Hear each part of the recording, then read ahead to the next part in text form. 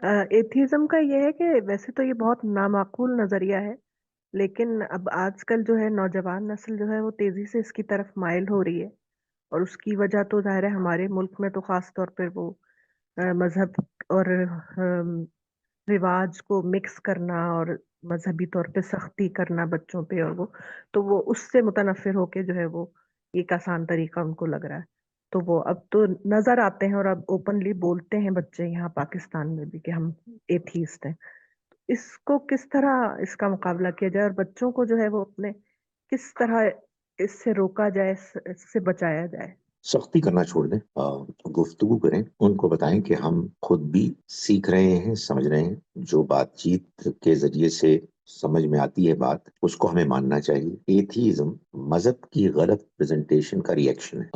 आप जब एथीस्ट से बात करते हैं तो बड़ी वो दलाइल देते हैं। दलाइल दो तरह के होते हैं। एक वो होते हैं जिसमें कि मजहब के बारे में जो उनको मालूमात नेगेटिव है वो उसको बयान करते हैं। तो हमें तहम्मुल के साथ उनकी बातों को सुन के उनका जवाब देना चाहिए। बहुत सी बातों का जवाब तो ये कि ये मजहब है ही नहीं, और बाज बातों का जवाब उनके एतराज को समझकर उसको क्लैरिफाई करना है, और इसके लिए हमें खुद दीन सीखना होगा। बच्चे अगर इस तरह के हो रहे हैं तो वालिदैन के लिए एक बहुत बड़ा मौका है कि वो अपनी इस्लाह कर लें और खुद समझ लें। और खुद समझने का मतलब ये है कि बेचैन रहें जब तक कि माकूल जवाब ना मिले, कोशिश तगुदो जारी रखें। दूसरा जो दलाइल का वो है एरिया, वो है कि जिसमें जो बात अल्लाह ताला ने कुरान मजीद में बयान फरमाई है उसकी एक अपेरेंट अंडरस्टैंडिंग को, सुपरफिशियल उसको बुनियाद बनाकर मौजूदा साइंसी तहकीकात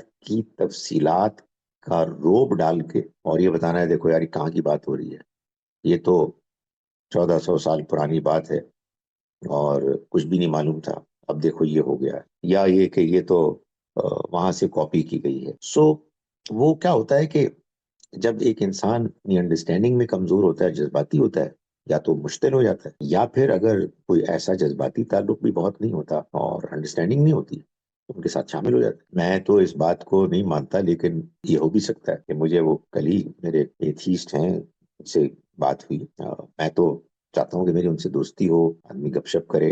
मेरा तो ये ख्याल है कि वो सिर्फ रूठे में हैं हमारे गलत ये नजरियात की वजह से। तो वो उन्होंने मुझे बताया कि मेरी, अल्लाह मुझे माफ करे, उन्होंने बताया कि मेरी एक दोस्त से बात हुई है जो लंदन में कहीं इमाम है, और उन्होंने मुझे ये बताया, अल्लाह जाने बातें फजूल भी होती हैं, कि मैं दिल से हार्डकोर एथीस्ट हूँ। सो ये चलेगा, इससे परेशान नहीं होना चाहिए। आप अपनी अंडरस्टैंडिंग को बेहतर करें, आप अपने दीन को समझें, कुरान मजीद को समझें और समझें, क्वेश्चंस रेस करें, उनके जवाबात तलाश करें, इसको अपनी जिंदगी का बाकायदा एक नस्बुलैन करार दें, उसको उसके मुताबिक परसू करें, और दूसरों को बात बताएं नरमी और दलाइल के साथ। इसके अलावा हमारा ना कोई काम है, ना इसके अलावा इस प्रॉब्लम का कोई सोल्यूशन है। अभी आपने जो बात की है बिल्कुल, तो ये मैं उससे इत्तेफाक करता हूँ। और आप जो मैं चाहूंगा कि जो इसमें मैं कुछ शेयर करूं तो वो उसमें अगर कहीं मेरी सलाह की जरूरत हो तो आप प्लीज जरूर कीजिएगा, या उसमें कुछ इजाफा करने की। कि मैंने यहाँ पर यहीं कनाडा में 3 बच्चे जिसे रेज किए हैं। तो मैं समझता हूँ कि ये जो सवाल अभी था कि बच्चों को एथीज्म से हम कैसे बचाएं, मैं अपने तजुर्बे की बुनियाद पर ये बता सकता हूँ कि सबसे बेहतर, सबसे इम्पोर्टेंट बात ये है कि सबसे पहले तो खुद हम अपनी इस्लाह करें।